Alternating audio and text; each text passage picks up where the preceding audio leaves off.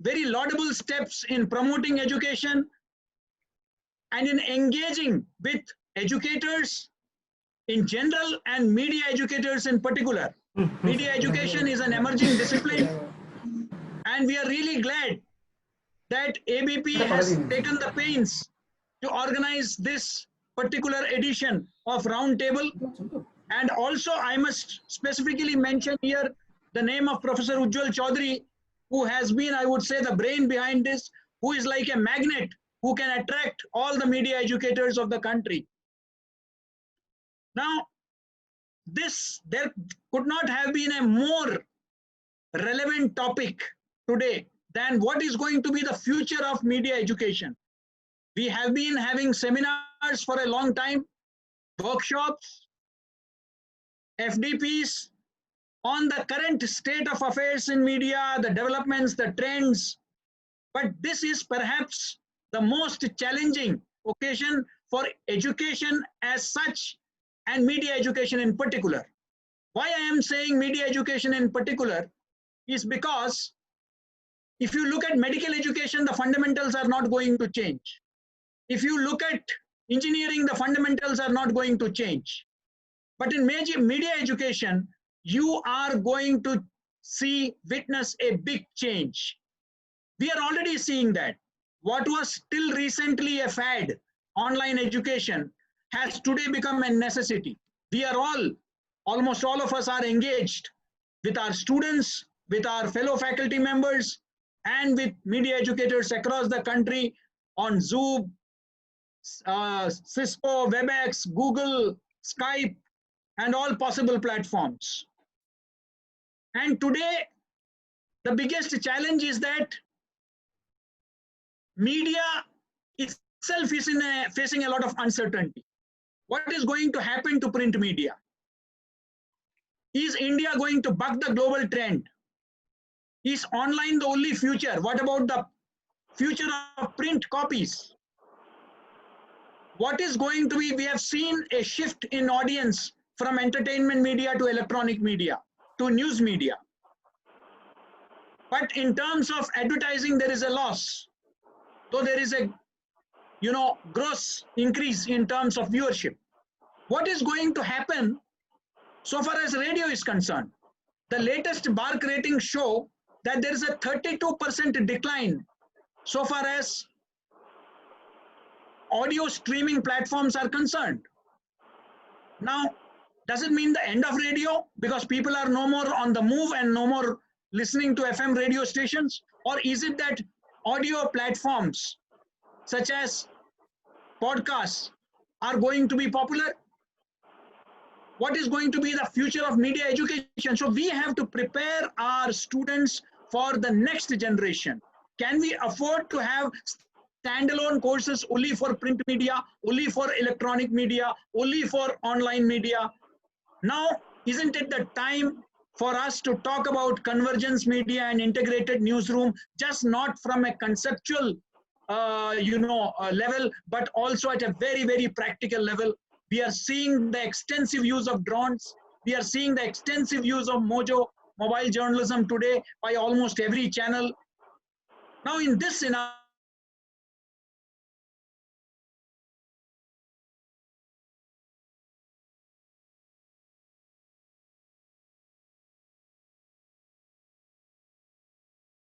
to express my sincere gratitude to all of you for sparing your valuable time from your hectic schedules at your own specific universities and institutions and agreeing to come and join this very important roundtable.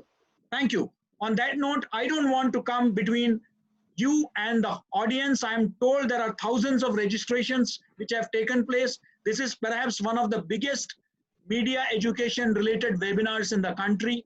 And I would like to hand it over to the speakers. I'm going to call them one by one. My only request to you is that please, if you can, confine yourself to those 6 minutes that we have given to each one of you. We will be able to accommodate everybody, and also a large number of questions which have already started pouring in. So on that note, once again, Thank you. And let me begin with Professor Madhupa Bakshi, who is the Dean at the Department of Media Science, the Heritage Academy. She is going to talk about, as per the topic which has been given to me, the money heist is of the day is going to be the content. Dr. Madhupa. Thank you, Professor Suresh. Am I audible? Yes, please. Okay. Yes, my topic is kind of a little bit a weird way of going about it, but it carries on what you have talked about, that in the post-pandemic world, things have changed. First and foremost, I must thank all my colleagues here in the fraternity who are here to share their opinions.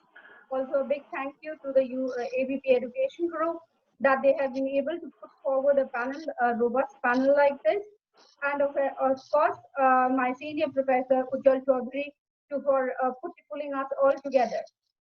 Yes, money heist. I wanted to start with money heist because today when I'm talking with my students, I'm amazed that the way they are hooked onto a Spanish Netflix serial which has streamed in 65 million homes in India.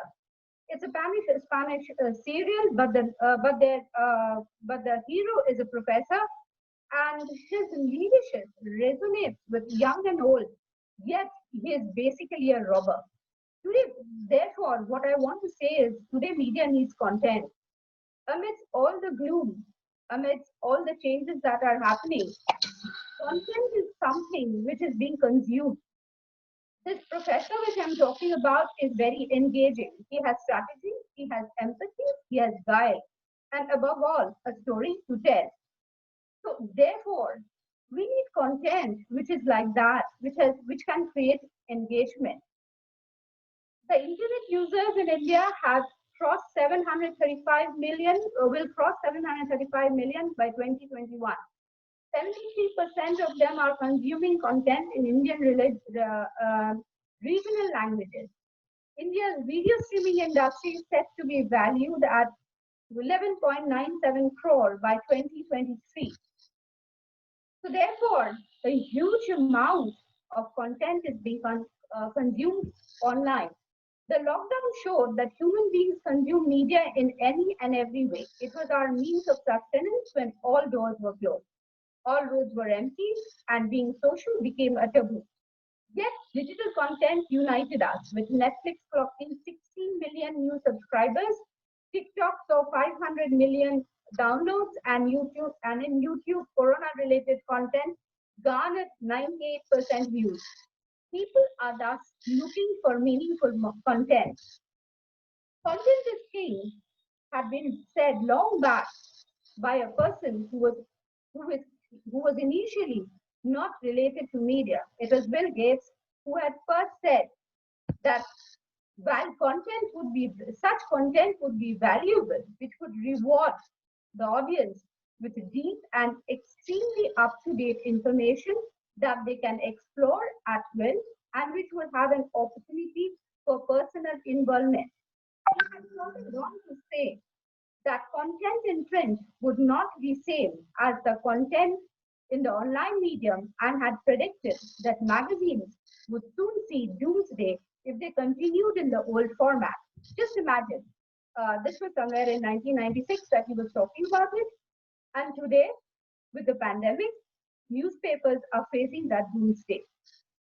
But it is not because of content. It is just because how it is consumed. Our consumption patterns of content has changed. We still want content, we still want media, but we do not want the same way, and life, particularly in this lockdown, has constrained us to the screens through which we are interacting right now. So, though television has garnered, television viewership has increased, but what have we watched? We have watched old Mahabharata or old Ramayana, the old serials. Where is new content? So, media educators, media aspirants, the students who are coming in, I don't think there is a need to talk about gloom. The only thing that we need to do is to change ourselves. changed how we give out content. We have always been doing that. Whether in journalism, whether in advertising, we have been storytelling. Our storytelling needs to change. Even during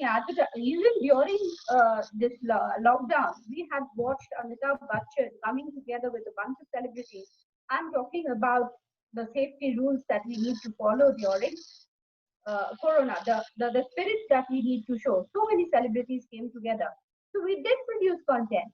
And as KPMG points out, in fact, 19 would indicate that new technologies are going to come in and there would be new ways of producing content.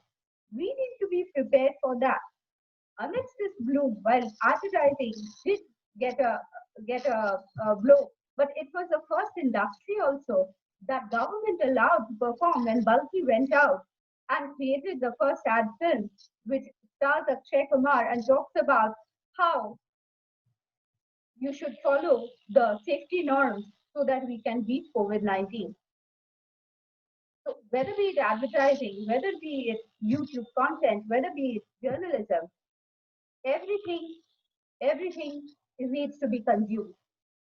And as I'll end it by saying, as Maya and Julio says, this is for the students or the media educators also.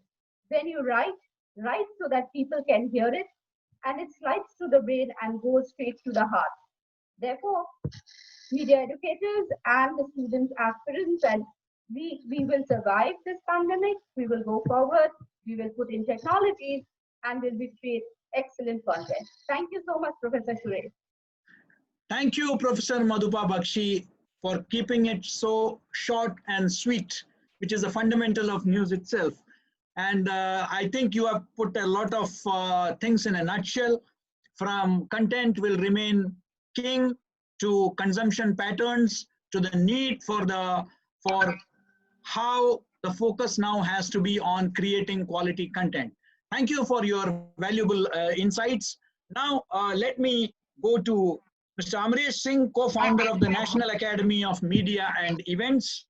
Mr. Amresh Singh, I believe you're going to talk about event management from Band Baja Barat to, you know, what all today event management has become an integral part of media courses also.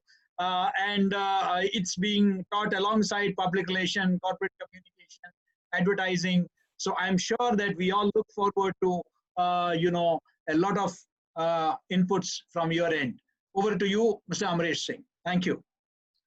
Namaskar, Professor 𝐾𝐲 𝐏𝐸 and all the viewers out here. And thank you, ABP Education, for giving us a chance to get together and discuss over media and entertainment industry. And before that, I would love to quote Sir APJ Abdul Kalam, that learning gives us creativity, creativity takes us towards knowledge, knowledge makes us think, and thinking, by thinking good, we can make ourselves perfect. Okay, so learning and creativity, when we talk about, we first need to understand we are into the field of media and entertainment, and the topic I have been given today is event management. So before I go ahead, I would love to share some slides, which is like 5 to 6 slides, and I can be sure that I can make it very crispy and short. So I'm sharing my slides over here. The host has to give you slide share. Host may please give Can we have the slide share? Yeah, thank you, Professor Suresh.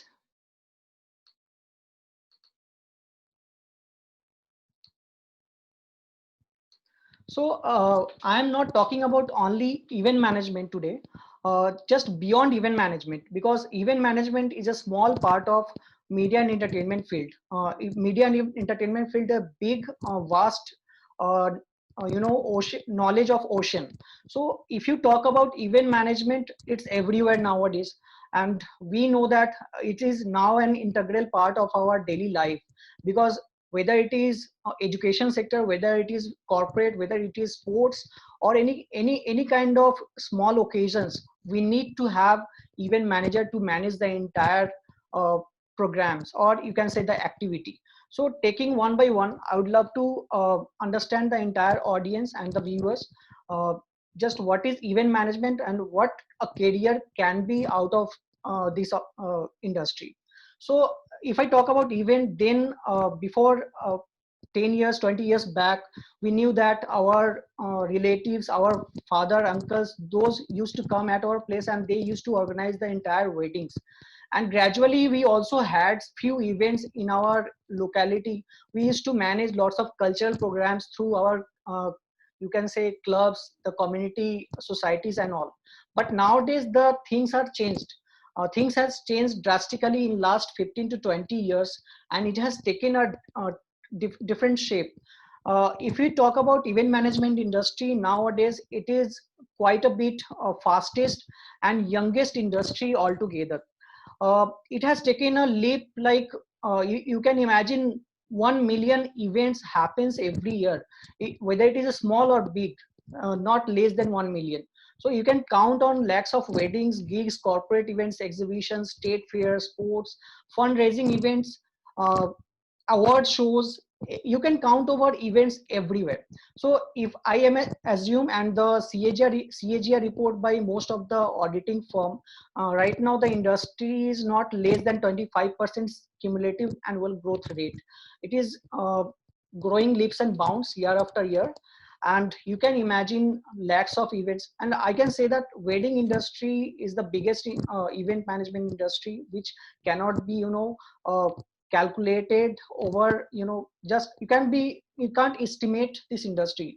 It may be an unorganized industry, the event industry, but we have already witnessed lots of event companies have been formed, and the evolution of event planners have been increased year after year. Nowadays you can count that more than lakhs of event people, event professionals are working in this industry.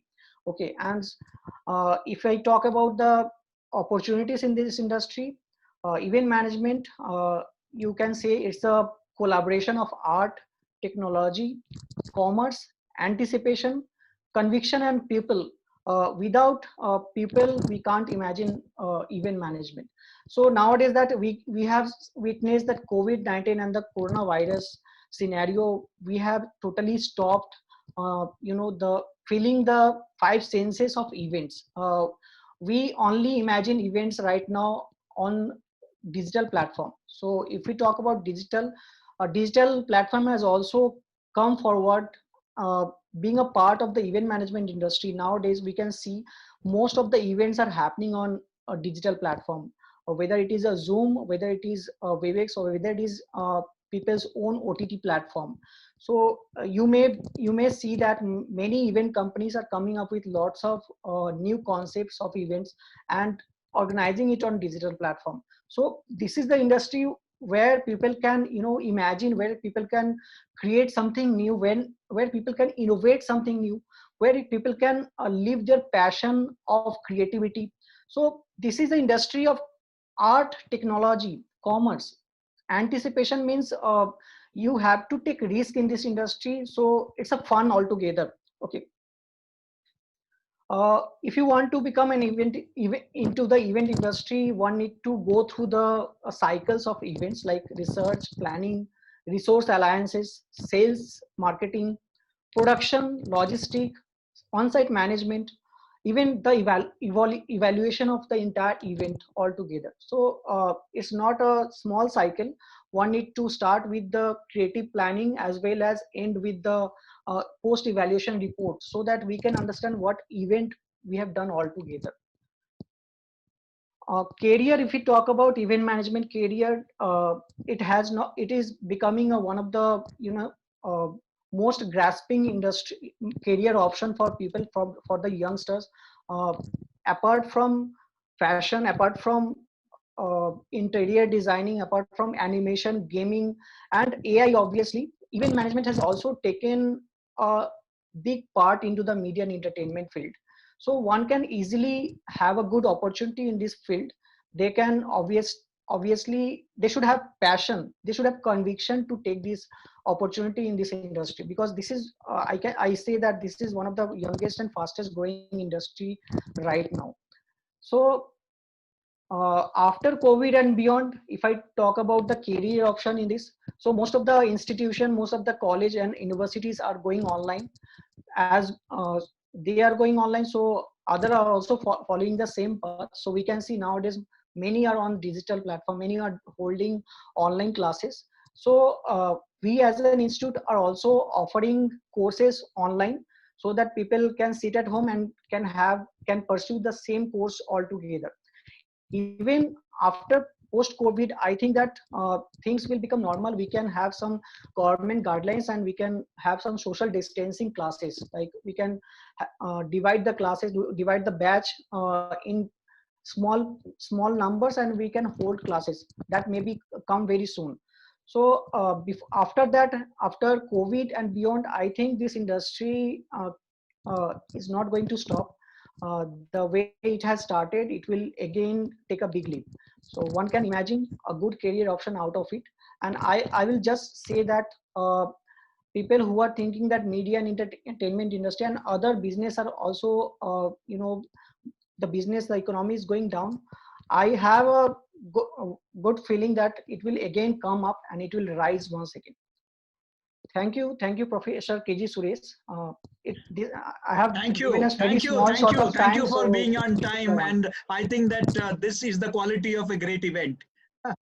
That we actually complete our lecture, our presentation within the time frame. Thank you so much. And you have really, actually, after seeing your slides and listening to you, it is very clear that marriages are now made on earth and organized by event management company. And certainly marriages are going to be there perennially. So great, thank you. On that note, let me now invite Dr. Anjan Bera, professor at the Department of Journalism and Mass Communication, Calcutta University. He is going to talk about right to information. I'm sure that right to information, like marriages, is going to be here for a long time.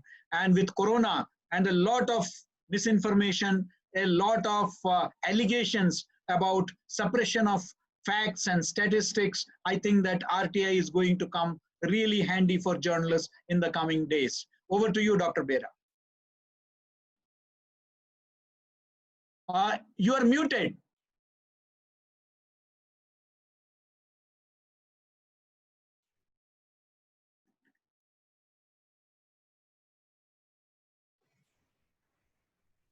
Thank you, Professor Suresh. Am I audible? Yes, please. And all my distinguished co-speakers and friends. Particularly, I would like to thank ABP Education for this excellent program, new opportunity for all of us. Okay, my topic today is right to information. It's my topic today. Actually, I want to revisit it in the context of the COVID-19 pandemic. Now, the question is why COVID-19 pandemic is so important. See, very briefly, the COVID-19 pandemic has already transformed the whole dynamics of our social beings. And we'll never get back. I think so. I hope you will agree with me that we'll never get back the same good old days. We are already in the midst of a new era, and I think it's an extraordinary experience we are passing. Never thought of. That's one important feature of this period. And the other point is, I think governments across the world, you see, in the face of this new situation, they are also compelled to make some extraordinary decisions in response to COVID-19 outbreak. Such decisions, like the present situation, we never experienced before. For example, you see lockdown. It affected all aspects, all spheres of our life and life. Similarly, priorities of the government, also policymakers also have been changing and shifted. We never thought of, never experienced before also. So it is understandable in this particular situation. No government, in fact, the best equipped government on its own cannot implement all these decisions and face the situations. I think never before. It's a compulsion now, the involvement of all the stakeholders. It's a concerted and universal participation, in fact, of all the stakeholders is indispensable. But this is also a new condition, new feature of this present situation. And the question is, in the context of right to information, how can this concerted and universal participation be ensured, which is so indispensable, which is so necessary, which you cannot avoid? Now, one of the main measures, I think, by giving citizens, there are so many measures, but one of the important measures is to giving citizens free access to relevant information. Because an informed citizen, can be motivated to participate in the process, and it's an asset to the government also. And in the context, the right to information is, in this particular context, the right to information, RTI, is more relevant at the moment than ever. That's my point. That's very important. RTI has got a new relevance right now. Now, how does it help? Citizens, if citizens are given free access to relevant information, then it can facilitate, 4 important points I would like to draw your attention. That is public scrutiny of government's performance, protection of people against disinformation, what we have already referred to. Third, building trust between the government and the citizens, the service providers and the beneficiaries. And then it can ensure citizens' participation from a more informed perspective. Participation, it has to be active participation and informed participation. Otherwise it will not add any value. So by giving free access to relevant information, citizens can be motivated and can play an effective role. By informed participation, you can play an effective role. So these are the advantages of RTI. So RTI has, what my first point, RTI has got a new relevance. And what I propose in this context, my proposal is to very specific proposal that Central Information Commission and the State Information Commissions, these are in accordance to our RTI Act 2005, Central Information Commission and State Information Commission. I think there's more than 28 or 29 state information commissions. These commissions should be activated, particularly in this time of corona pandemic. These commissions have to be activated and should be treated as emergency services. And all the state actors, so that they can, so that such commissions can contribute to what's required. And finally, a COVID-19 compliant RTI regime, I think, has to be built. This should be done on a priority basis. I think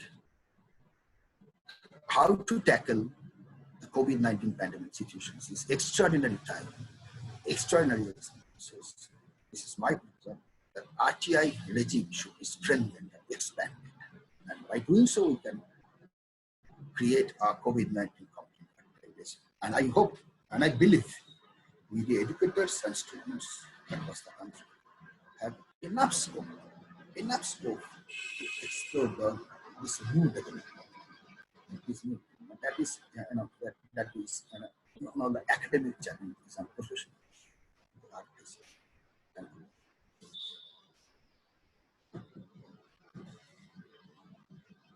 Thank you, Dr. Bera. In fact, you have donated 1 minute from your time to the roundtable, which can be effectively utilized. Thank you. The right to information, in fact, the need for empowering the information commissions at the state and central level and to make it COVID-19 compliant is a great suggestion coming from this roundtable.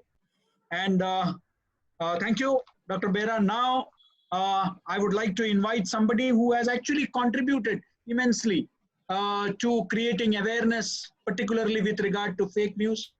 We are going to also release at the end of his presentation a book by him. And but before that, I would like him to talk about, because he has already come out with a publication on COVID-19 to create awareness, and that is Dr. Ankuran Datta, head of the Department of Communication and Journalism at Guwahati University. Dr. Datta. Very good afternoon to all of you. Thank you so much, Professor 𝐾𝐲 𝐏𝐸 sir, Professor 𝐬𝐡𝐨 Chaudhary sir, and esteemed panelists in this webinar organized by ABP Education, powered by the Telegraph and the Anandabazar Patrika. So my topic is here infodemic.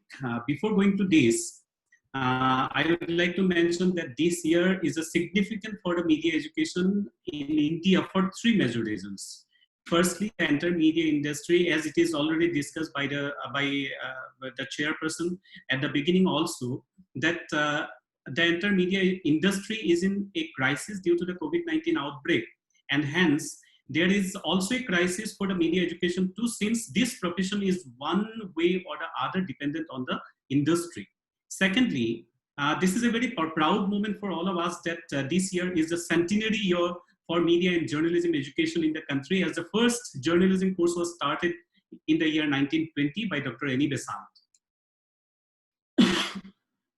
Sorry.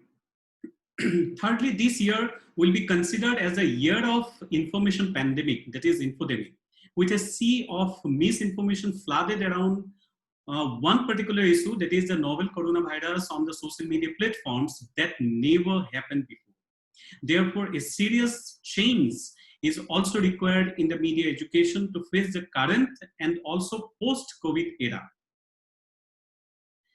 Now the question is that how do infodemic allies fake news grow? A study on fake news by MIT published in the Science showed that a fake story can reach 1,500 people 6 times faster than a true story. That means 6 times faster than truth.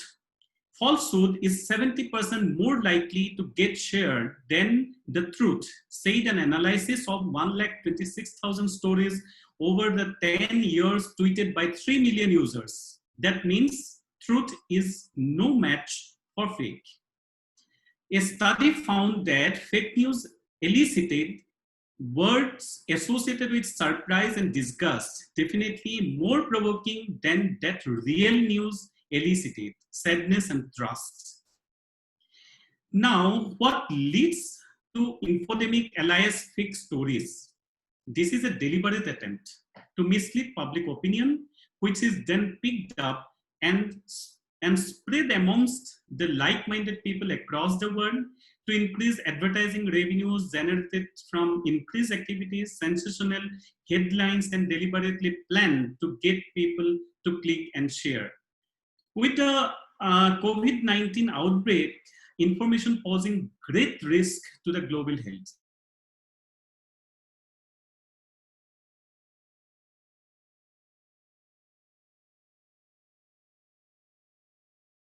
Bioweapon, a spy operation, a medical business strategy, a population scheme, or a religious mission. It cannot be denied that a sea of misinformation on social media platforms regarding prevention, treatment, vaccination, self-medication, etc. to fight the virus has become a matter of very, very serious concern, and also it spreads lots of superstition in the country during this time. Now, what media educators can contribute in this particular situation? Firstly, we need a perfect terminology. This pandemic has given a new terminology, that is infodemic, that stands for information pandemic, as I told earlier. Should we use fake news or false news? News is always a news. Can it be fake or false news? If we can say it is a fake news or false news, then can there be a new terminology required for the authentic news, like fake news or true news? European Council calls it as information disorder with 3 types, that is misinformation, disinformation, and malinformation. So now this is the time that the media educators of the country should decide that what terminology should we use for this kind of information disorder or whatever you say. Secondly, the policy making.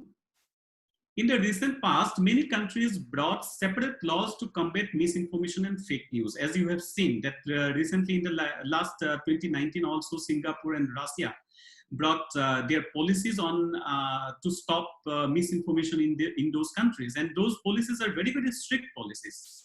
Already we have IT Act of 2000, National Cyber Security Policy of 2013, and also we have somehow related Indian Penal Code section 153 and 295. Very unfortunately, or fortunately, I don't know, but in 2019, the then Chief Justice of India, Ranjan Gogoi headed bench refused to entertain a plea seeking a direction to the center to frame guidelines and laws to curb the menace of fake news on social site in the Supreme Court of India. There was also, okay, I'm just going to finish it very soon.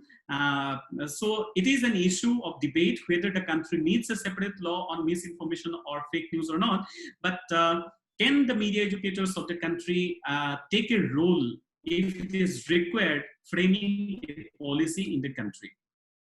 Then priorities in the curriculum. The most important mantra for the mainstream media is to improve the skills of differentiating facts from fiction. Skilled fact checkers are required in the media houses who will check the pre-post check facts.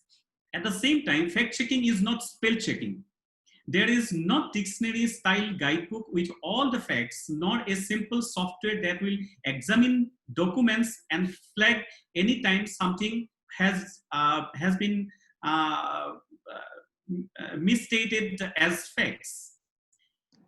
Then digital literacy is also very, very important. We have to think that whether how we can teach our students for digital literacy along with the media literacy, and we can prepare our students for the future in the communication for social and behavior change using digital gadgets. I'm just going to conclude here only saying one thing, that the scenario is going in the direction that all the media houses across boundaries will be bound to employ professional fact checkers within the next 5 years due to the overload of misinformation. Therefore, the concept of information disorder should be discussed in detail in the curricula.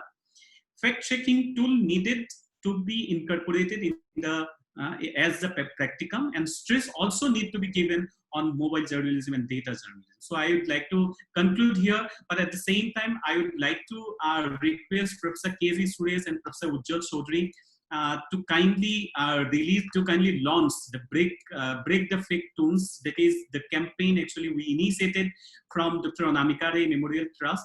So if you permit me, then I can show the book in this. Yeah, please. Okay.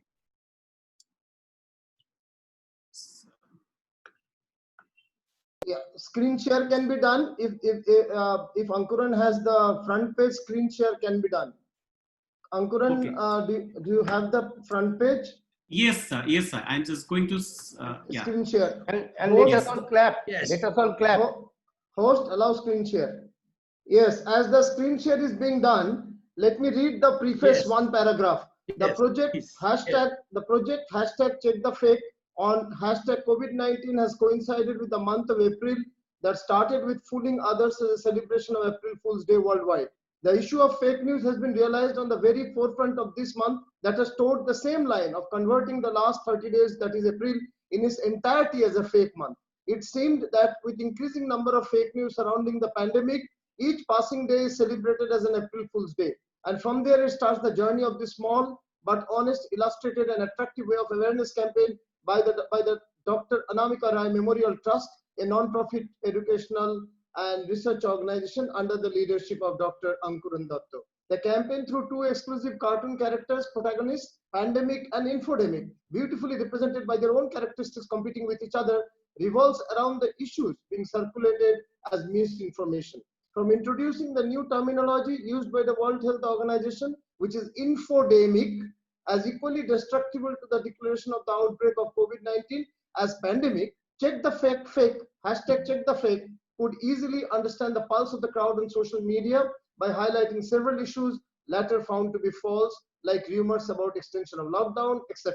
Whereas at the same time, it illuminated the issuance of the directives by the Government of India to the social media companies for containing the spread of misinformation on novel coronavirus. Thank you and congratulations, Dr. Ankuran Datta, for the launch of your book. Congratulations. Thank you so much, sir. Congratulations, Dr. Datta. Thank you, sir. Congratulations, Ankuran. Thank you so much, and thank you for your insightful presentation also. In fact, in his message on the World Press Freedom Day on May 3rd, the UN Secretary General himself had expressed serious concerns over what he called infodemic, and I'm glad that you brought it today. And indeed, also for this starting this conversation on whether fake news is actually the appropriate term, because I consider it, at least personally, as an oxymoron. If it is fake, it cannot be news, and if it is news, it cannot be fake, because news is processed after a lot of checking, cross-checking, verification and cross-verification. It's a raw information which is converted into news. So is news the appropriate term, or should we go in for something else? Fake content, misinformation, malinformation, all the suggestions from your side.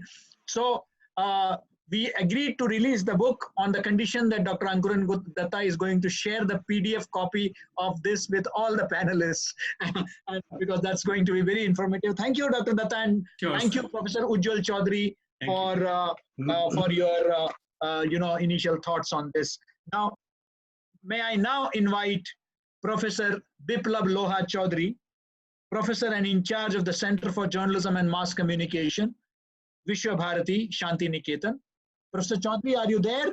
Yeah, I'm here. He is going to talk about communication closure and end of the mass communication age.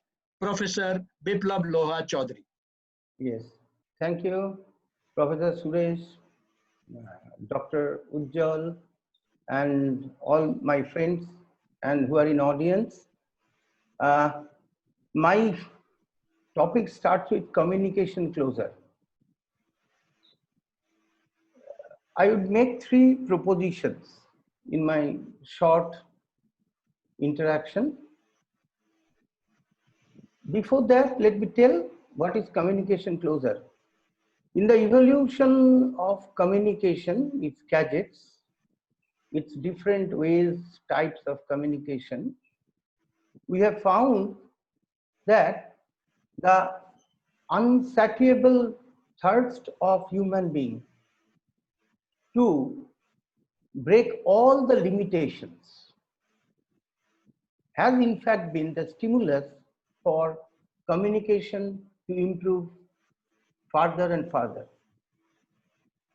And in that lineage, mass communication started coming around 1500 AD, and within 200 to 300 years, it became the dominant communication form with all its technologies, which continued its run as the most dominant form and type till the end of the 20th century.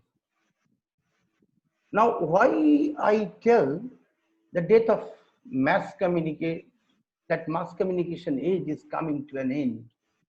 When I tell this, don't think that mass communication will not stay.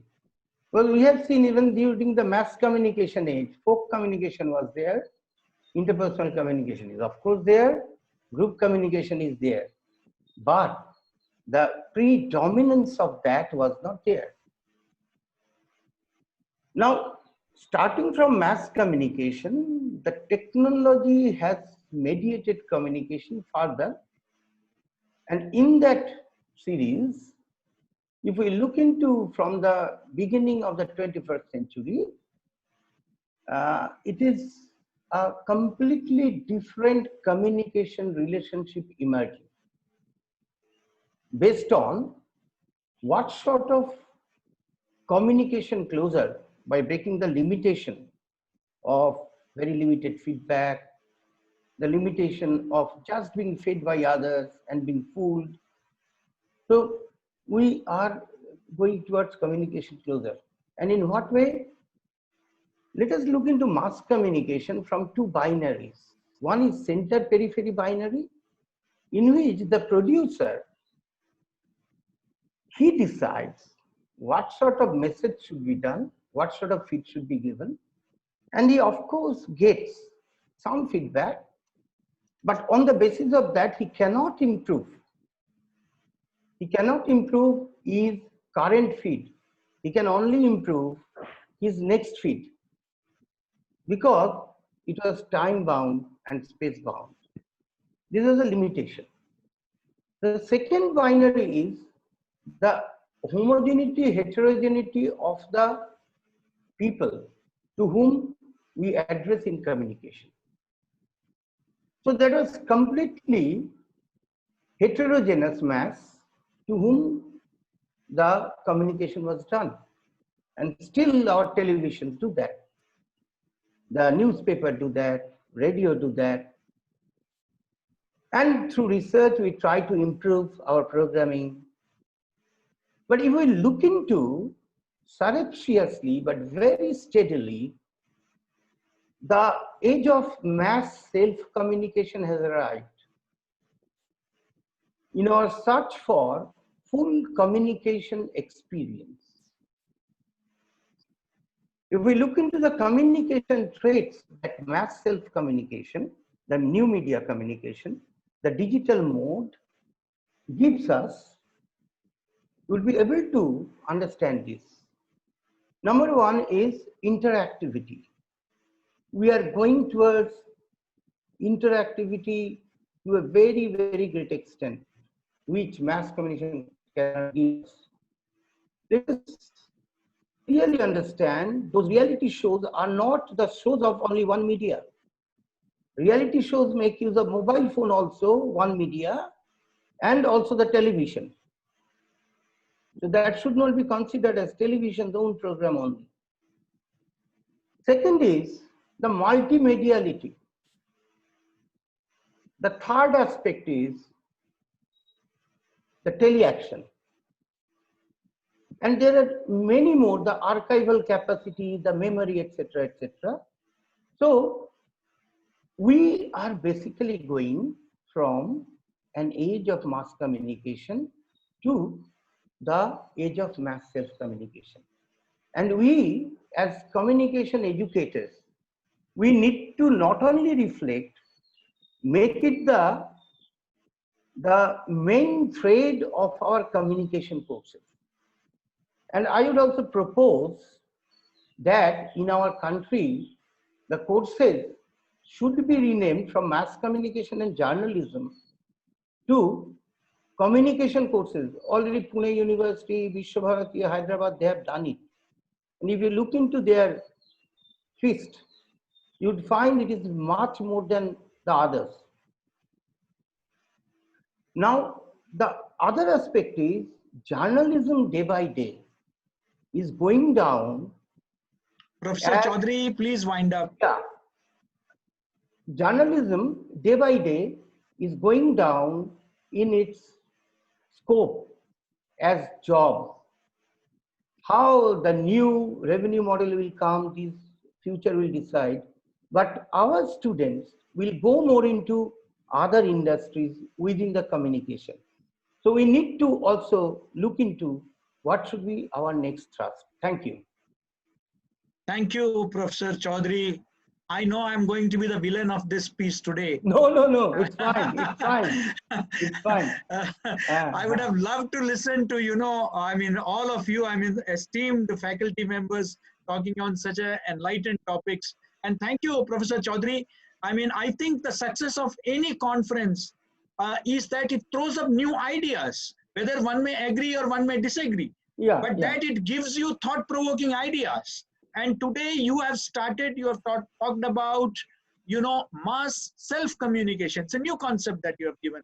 I'm sure that we will all be discussing, deliberating this over the next few days. Thank you, Professor Chaudhary. Thank you. Now, I think that a very important component in media we always talk about has been women and media, and commercialization, commodification. These have all been issues which we have been dealing with. And it's important that today also, in the post-corona era also, we look at the role of women in media, how women are portrayed in media, and how they can be influencers. So On this, I would like to invite now Professor 𝐾𝐲 𝐏𝐸, Assistant Professor, Department of Journalism and Mass Communication at the Alia University. She's going to talk about women and media. Professor 𝐾𝐲 𝐏𝐸. Thank you so much, Professor K.G. Suresh. I hope I'm audible to everyone. Yes. Okay, thank you so much. So the main mind behind this wonderful roundtable, Professor 𝐬𝐿 Chaudhary, he also happens to be my teacher, my guru. So pranam to him, namaste to him. The moderator for the session, Professor K.G. Suresh, a very senior and a revered professor, Professor Dr. Biplab Loho Chaudhary, and Dr. Anjan Mehra from Calcutta University, and all dear colleagues and people from the media fraternity. It's indeed a great pleasure and an honor to be able to present my views, which might not be able to give a complete overview on this huge, vast and magnanimous topic like women and media, but it's just to kind of, orient and kind of maybe titillate the participants, especially the students who are there, into this entire game, in this where when you look at the role of women, from a media centric perspective. So the first disclaimer that I need to make is the fact that the media industry, like the various other social institutions across, is overwhelmingly male dominated, and I say it with a lot of responsibility.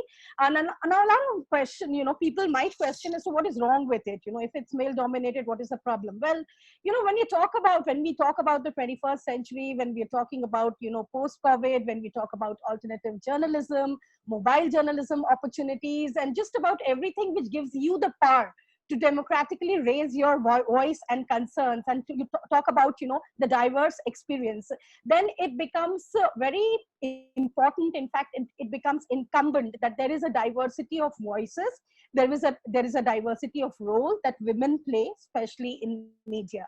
Because at the end of the day, when you are listening to these different voices, and when they come from only one perspective, that is the male perspective, it doesn't really give you the overall view. It does not give you the fair view. And now when we talk about women in media, just coming to the basic, with this concept of gender, the masculine gender and the feminine gender. So most often that not, gender for most of us, we don't really think about it as to how this term came into existence. And for us, it's a normative, it's normal that okay, this belongs to the masculine gender and this to the feminine gender. But then, we need to understand, the politics that goes behind, the creation of gendered spaces, because gender is a completely socially constructed concept. It is not normal. It is not geographical. It's kind of over ages with patriarchy. And, when we talk about Frederick Engel's primitive socialism, and the concept of the rise of property and state, this concept of gender became more and more problematic. And with this, came in a very, when kind of feminist epistemology started, engaging and negotiating with media studies, with great scholars like Judith Butler and Betty Friedman and a lot of others. So there was Laura Mulvey and her, if you can read, her narrative pleasure, visuals and pleasure of cinema.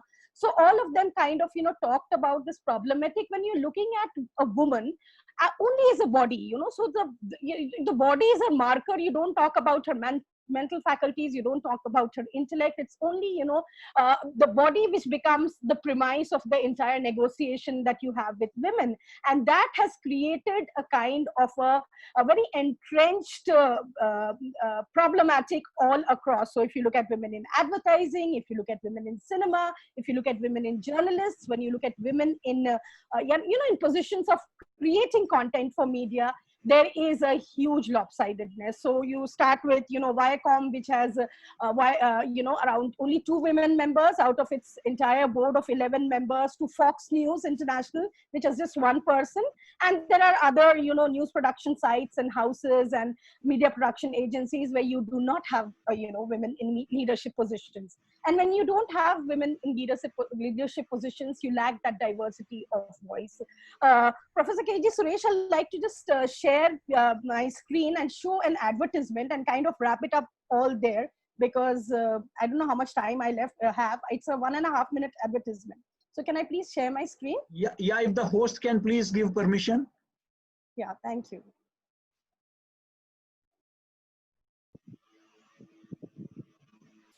Have you got it? Yeah, I'm just trying to, yeah.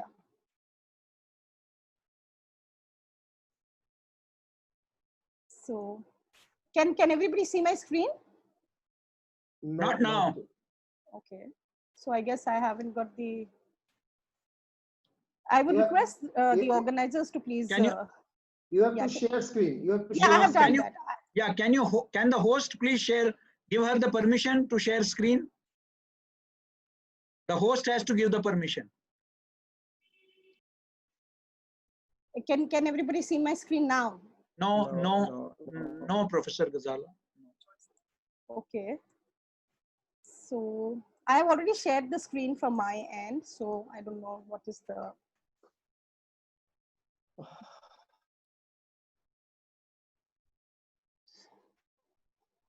Okay, just 1 minute. Yes. Yeah, I think it's visible. Yes. Now. Okay. Okay, just 1 minute.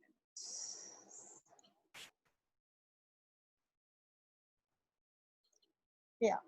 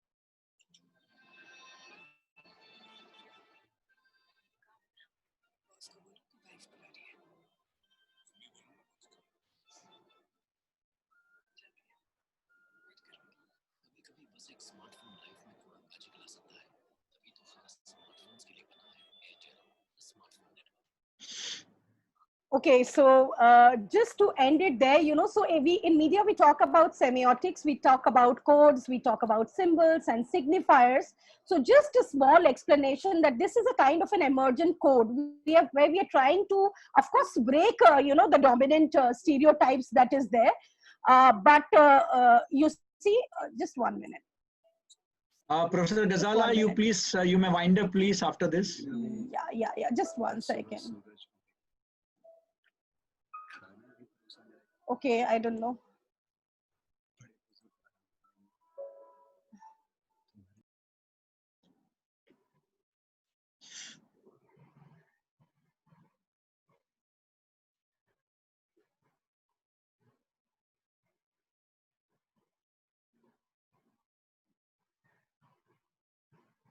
Dr. Suresh, please proceed. Yeah. Professor Ghazala? Yes, so I would just like to end on that note saying that this is the emergent code, but then again, it's a double-edged sword because here, of course, a woman for a change is being treated like a professional. In fact, she's the boss of her husband. But then, the very fact that she has to be also represented as a woman who's cooking food, for dinner, kind of, brings back, it makes it a complete vicious circle again. So maybe just an overview and maybe an initiation as to how we need to look at the role of women in media. Thank you. Thank you, Professor Yasmin, for highlighting, flagging that very important aspect. In fact, I remember that only recently, the IIMC, the ISID, along with, with as part of an ICSSR, project, we did on portrayal of women in advertising and also in print media. It was a countrywide survey, in fact. And in fact, we found that though there were a large number of women in television, but in many media institutions, even the regulatory ICC, Internal Complaints Committee, was not present, was not even constituted. So there are many important issues related to women in media which need to be, and of course the denigration of women on social media, on TikTok. I mean, these are all very important issues which we need to be talking. Thank you so much for flagging a very important aspect. Now I would like to invite Dr. Gyan Mishra, Program Coordinator at the Birla School of Communication, Birla Global University, Bhubaneswar. Dr. Mishra is going to talk about digital learning in media, which is the in thing now. Dr. Mishra. Thank you, Professor 𝐾𝐲 sir. So, good afternoon to all the co-speakers as well as the participants. So, around 520 participants I am watching here. So, participated through Zoom. So, today I feel honored to be a part of this media educators roundtable organized by the ABP.com, and where I see. Good afternoon to all the co-speakers as well as the participants. So around 520 participants I am watching here. So participated through Zoom. So today I feel honored to be a part of this media educators roundtable organized by. Am I audible? .com, and where I see. Good afternoon to all. Can the host look into this? Yeah, please. It is being repeated. Yes. Okay. Yes. So today we have a galaxy of media professionals, academicians in front of me, as well as like Professor 𝐿𝐴 sir, Professor 𝐾𝐲 sir. So I am very honored and privileged to be a part of this roundtable, and we are here to interact, to discuss about the recent development in digital learning. So the first thing I want to explain what is digital learning. That means, as we know, that digital learning is a broad term that's become popular in the recent times. So I think it has become more popular in this COVID situation. Earlier it was there, it will be there, but it has become very popular nowadays, and it is frequently used as a synonymous for this electronic or e-learning system, which is commonly used to mean the opposite of this teacher-student style of classroom teaching or like that.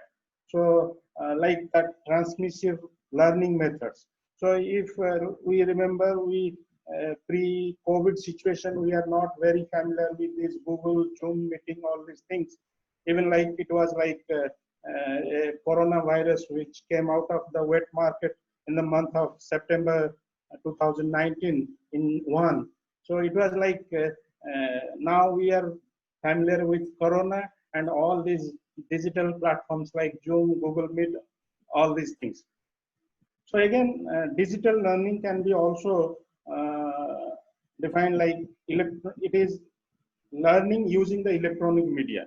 So these modern day computers and electronic all use binary digits. So to construct data and information, instructions, and also these digits are therefore called the digital information. Learning that uses this digital information is also called as the digital learning. Consequently, the digital learning means learning using electronic devices. We are always connected nowadays due to this COVID situation. We are connected with electronic devices. We are not moving out of our houses. We are locked inside. So, but still we are connected, and we are connected well. I can say we are even connected in a more faster way, and even if we are not connected before the COVID situation, we are now well connected with each other, though not physically. It is digitally, as 𝐿𝐴 sir used to say, the physical, the phrase physical he most of the time uses.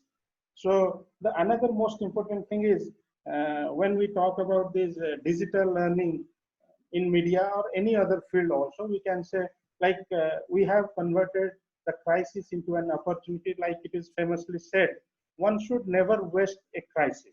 We should use the crisis situation to transform our business using technologies and convert it into an opportunity. So we have, I think, seriously done it.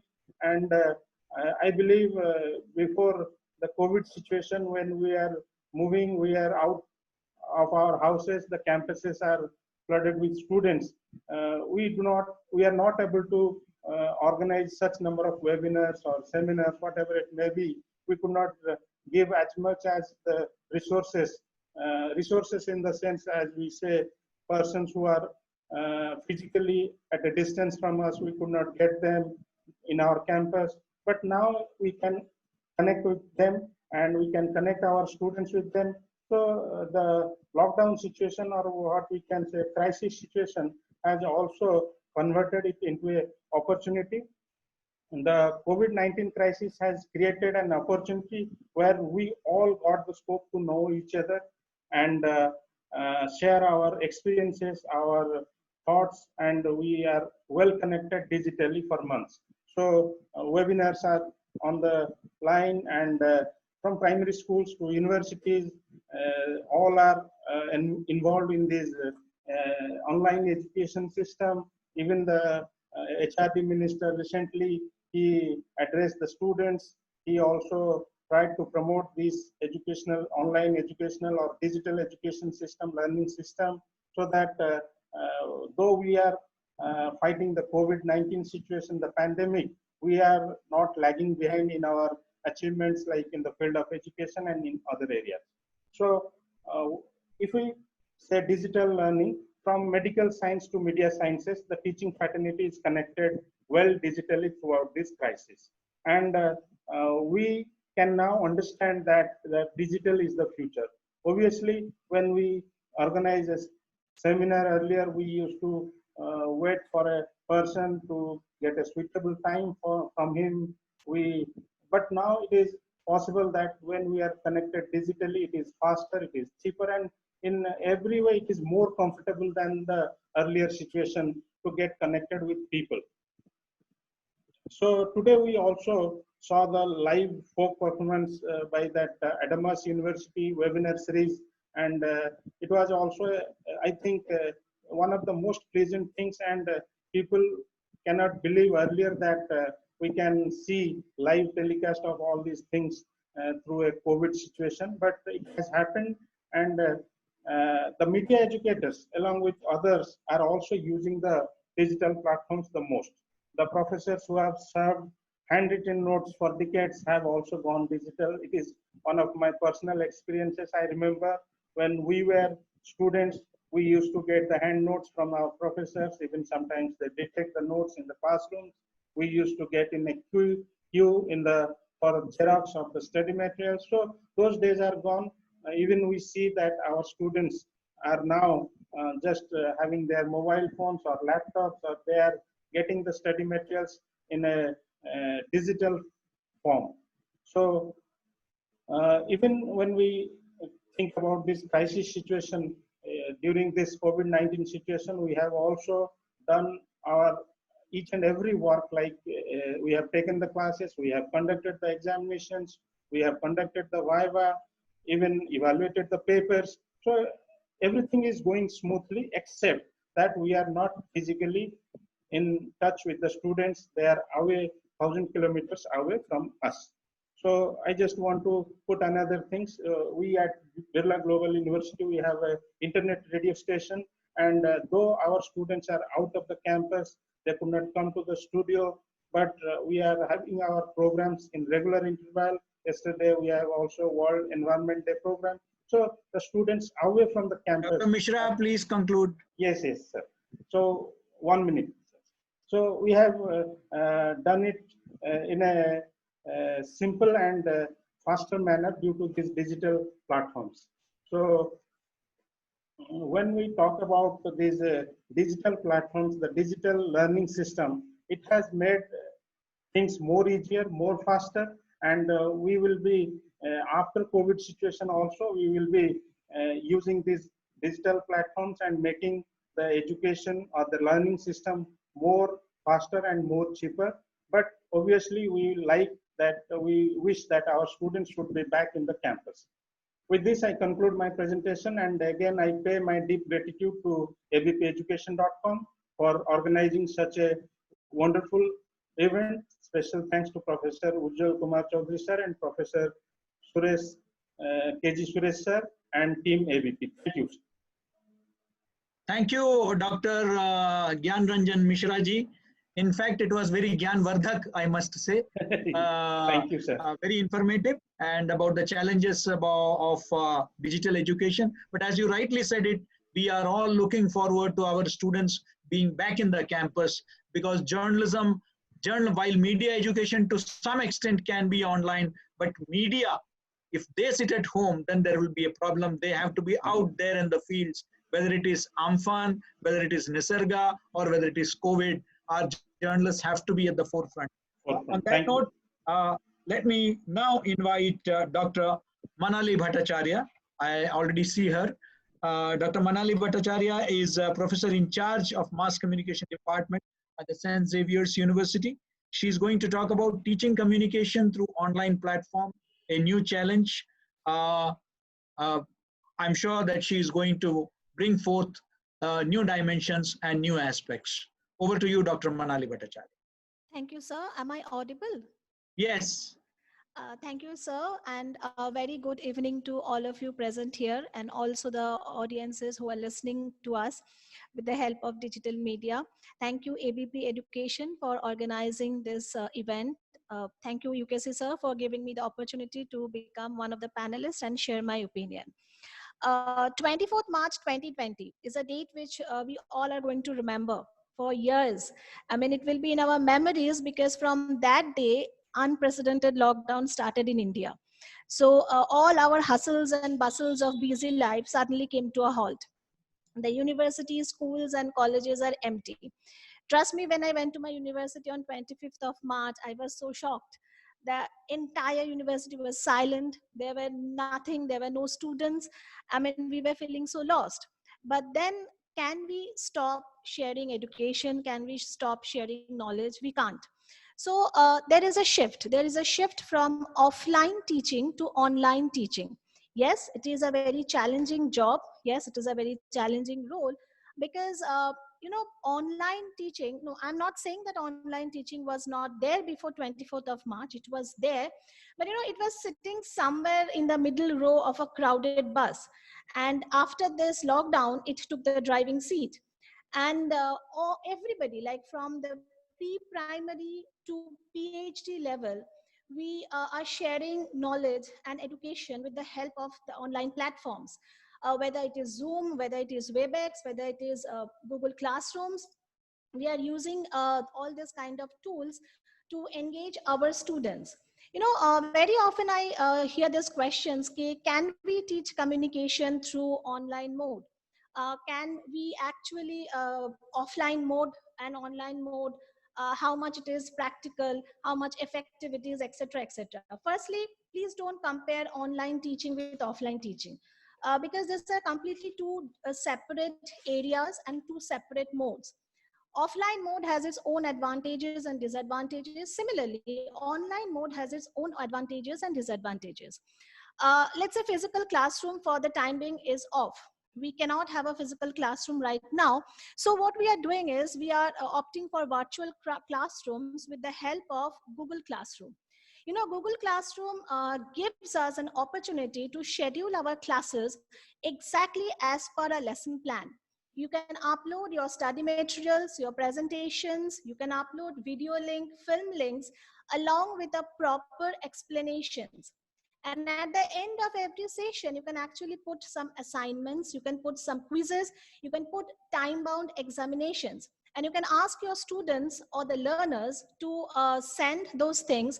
You can actually give a kind of template how they are judged, how they are properly, and how our teacher is going to see what the teachers are going to see. So a complete marking scheme can also be uploaded with the help of Google Classroom. So, online mode of learning is more like a self-learning. So with the help of this kind of evaluation system, you can actually self-evaluate yourself. You can see how much you are progressing. And in kind of offline mode, every student has to go at equal pace. If you are not going the pace of the class, you are actually falling back. But in online mode, it's not there. A student, a learner can actually study as per their own pace. They can evaluate themselves with the help of the evaluation system. You can make, but the main challenge is to convert the passive students into an active students. And in case of communication, how can we do that? So what we are doing is we are using software like OBS and OpenShot, where we can actually recording our audio-visual presentation, which we are fixing with a PowerPoint presentation. So when a student is seeing the slides, they can also see a teacher who is explaining one after another slides. You can very easily edit it sitting at your home with certain softwares like OpenShots and all, and you can post it through your Google Drive or YouTube link, either to all the public, or you can actually send the link only to your learners. So your learners are only going to see, use it, and they can give their feedback. And so, in communication teaching, we always talk about interactive learning. So this interactive learning can also happen with the help of this kind of virtual classrooms. In advertising classes, we always show students advertisements. An advertisement class without showing advertisement is completely, it's not complete. So here also, after every session, after every presentation, you can actually post the advertisement links where a student can go and check it. Of course, there is a problem. There is an infrastructure problem, which I do agree. But those things can be changed. The government is working towards it. ICT, or information communication technology, is no more a lifestyle. It has become an important part of our life. It has become an important part of socio-economic life. So it is improving. We can think of certain things like community television system, which many administrations are doing. A study group, where in fact in Bangalore, there are certain schools who have opened their premises for underprivileged students who can come there, and with the help of online teaching, they're actually getting learning materials from various students across the country. So this kind of community studies are coming up with the help of online teaching. Online teaching can also break the physical barrier. For example, you see this webinar. So many people are here. All the stalwarts of media education in Eastern India is sitting here. It is only possible because we have an online mode. I want to conclude that new age education or post-COVID era education is going to be hybrid. It's going to be a combination of online and offline teaching. Online teaching is going to be a part of the mainstream process. Many universities have already declared that they're going to use 25 to 30% of their syllabus in the online mode. So we also have to equip ourselves, train ourselves to make those classes very interesting. And I'm sure we all, being communication teachers, we will do it very fast. Thank you, sir. Thank you, Dr. Manali, for those wonderful insights. In fact, it's really, I think that it would not be appropriate to compare online and offline education. Both have their own advantages and disadvantages. But what we need to look at is a blend of, both online and offline. So that is a blend that we are looking at, the perfect blend. Thank you. Now, I would once again request all the speakers to please adhere to the timelines, because we do not want to miss out on anybody. And Professor 𝐊𝐿𝐴 Chaudhary also has to leave for another meeting. We want, because his alphabet is U, so it comes towards the end. So I want all of you to stick to your timelines. May I now request Professor Meenal Parikh, head of the School of Media Communication, Arts and Design at SNU. She is going to again talk about fighting the misinformation pandemic, which is so critical today. Professor Meenal Parikh. Thank you, Professor Suresh. Hope I'm audible. Yeah, please. Yeah, thank you, and a very warm afternoon to all the panelists present here, including the teachers and students who are listening to us. And special thanks to ABP Group, Education.com, and very, very special thanks to my own teacher, my guru, Professor 𝐊𝐿𝐴 Chaudhary, for giving me this chance to talk amongst all of you. I will just come straight to my topic. We are today talking about media education in times of pandemic, here I would like to specify on media literacy, which is very, very important because the information out there is like a pandemic. You know how COVID is a pandemic, it's just spreading from one person to another. Similar way, the information that we are passing on to the students, or the information that they are gathering from the online platform, is also very in form of pandemic. So here media literacy is very important. And here I would say the mass communication and the media fraternity has become winners. You know, today when an engineering department is just like, you know, staggering behind thinking, oh my God, how these teachers are taking these classes so fluently. My God, they're preparing videos, they're preparing audios, and they're just making their students stick to their classes, how they are doing it. So here, I think we are the winners. We have already taken the baton ahead, like how in this pandemic, you can take classes being very creative, because that is one very important part of our course, being very creative, being out of the box, and making students sit there for almost an hour for a class and be attentive, because there are times when student can just mute your audio and video and they can just go off to sleep, and you never know whether they've taken the classes or not. So here lies your challenge. When you are giving the information to the students, where does media literacy hold importance? In this context, since I have done my international leadership program with the United States, I would say that India fares, at a very low standard when it comes to media literacy. We are not literate enough to, or educated enough to know the kind of news that we are taking. We have already spoken about fake news. So news can come in all form. It is very important for us to track whether the news is correct or not.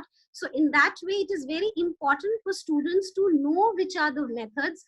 And in that way, media literacy is important. For here, let me check you that media is just not about TV journalism, is just not about radio journalism. It is also about public relation. It is also about corporate communication. It is also about the digital platform that we are working in.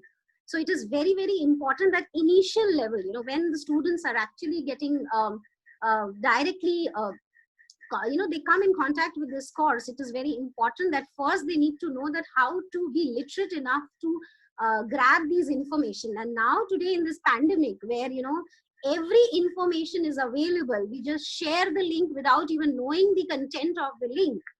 It is very, very important that the students know the kind of information that they are reaching to. And in that way, media literacy plays a very, very important role.